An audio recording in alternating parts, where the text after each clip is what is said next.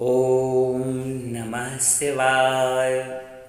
अथ श्री प्रदोष व्रत कथा। प्रदोष व्रत अति मंगलकारी और शिव कृपा प्रदान करने वाला है। यह व्रत प्रत्येक महीने के कृष्ण पक्ष और शुक्ल पक्ष की त्रयोदशी को रखा जाता है। इसीलिए इसे दिन के अनुसार पूजन करने का विधान शास्त्र सम्मत माना गया है।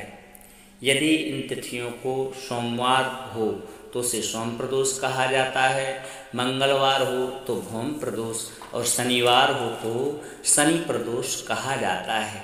विशेषकर सोमवार, मंगलवार और शनिवार के दिन प्रदोष व्रत अत्यधिक प्रभावकारी माने गए हैं। प्रत्येक पक्ष की त्रयोदशी के व्रत को प्रदोष व्रत कहते हैं। सूर्यास्त के पश्चात और रात्रि के आने से पहले का समय प्रदोष काल कहलाता है।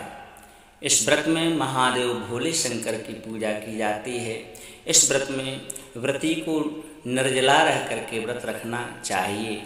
इस दिन प्रातः काल स्नान करके भगवान श्री महादेव की बेलपत्र, गंगा जल, अक्षत, धूप दीप सहित पूजा करें। संध्या काल में पुनः स्नान करके इसी प्रकार से भगवान शिव जी की पूजा करनी चाहिए। इस प्रकार से प्रदोष व्रत करने से व्रती को पुण्य लाभ की प्राप्ति होती है। अब चलिए सुनते हैं शनि प्रदोष व्रत की पावन कथा। प्राचीन समय की बात है। एक नगर में एक सेठ रहा करता था। वह धन दौलत और वैभव से संपन्न था। वह अत्यंत दयालु था। उसके यहाँ से कोई भी खाली हाथ नहीं लौटता था। वह सभी को जी भर करके दान दक्षिणा देता था। दूसरों को सुखी में ही उसे सुख प्राप्त होता था। लेकिन इतना सब कुछ होने के बाद भी सेठ और सेठानी को एक बहुत बड़ा दुख का कारण था।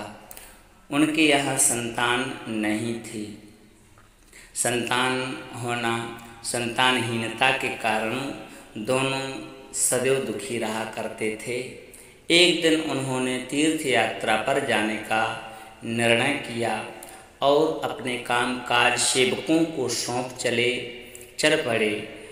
अभी वे नगर के बाहर ही निकले थे कि उन्हें एक विशाल वृक्ष के नीचे समाधि लगाए हुए एक तेजस्वी साधु दिखाई पड़े।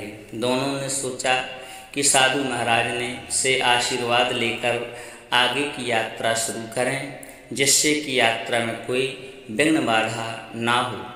इसके बाद पति पत्नी दोनों समाधिस्थ साधु के पास में जाकर हाथ जोड़ करके बैठ गए और उनकी समाधि टूटने की प्रतीक्षा करने लगे।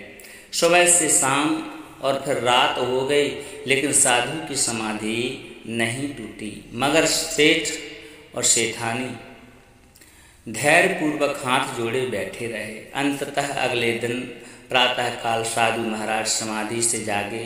उन्होंने सेठ और सेठ की पत्नी को देखा तो मंद मंद मुस्कुराने लगे और आशीर्वाद स्वरूप हाथ उठा करके बोले, मैं तुम्हारे अंतर्मन की व्यथा भांप गया हूँ। बस मैं तुम्हारे धैर्य और भक्ति भाव से अत्यंत प्रसन्न हूँ। साधु ने इसके बाद संतान प्राप्ति के लिए उन्हें शनि प्रदोष व्रत करने की विधि बताई और शंकर भगवान की वंदना किस प्रकार से करना है यह सब बताया। हे रुद्र, हे शिव, नमस्कार। आपको शिव शंकर जगत गुरु नमस्कार।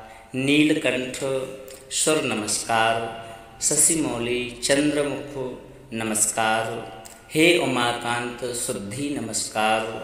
उग्रत्वर रूप मन नमस्कार। ईशान प्रभु नमस्कार। विश्वेश्वर प्रभु शिवजी नमस्कार। इसके बाद दोनों तीर्थ यात्रा को चले गए। तीर्थ यात्रा के बाद दोनों जब घर वापस लौटे और नियम पूर्वक शनि प्रदोष व्रत करने लगे, कालांतर में सेठ की पत्नी ने एक सुंदर पुत्र को जन्म दिया। शनि प्रदोष व्रत के प्रभाव से भोलेनाथ प्रसन्न हुए और शिव भगवान की कृपा से ही उनके यहाँ छाया हुआ अंधकार जो था वह लुप्त हो गया और दोनों आनंद पूर्वक रहने लगे। यदि आपको यह कथा अच्छी लगी हो तो कमेंट में ओम नमः शिवाय अवश्य लिखें तथा साथ ही वीडियो को दिल से लाइक करें, चैनल को सब्सक्राइब करें। बोलिए शंकर भगवान की जय।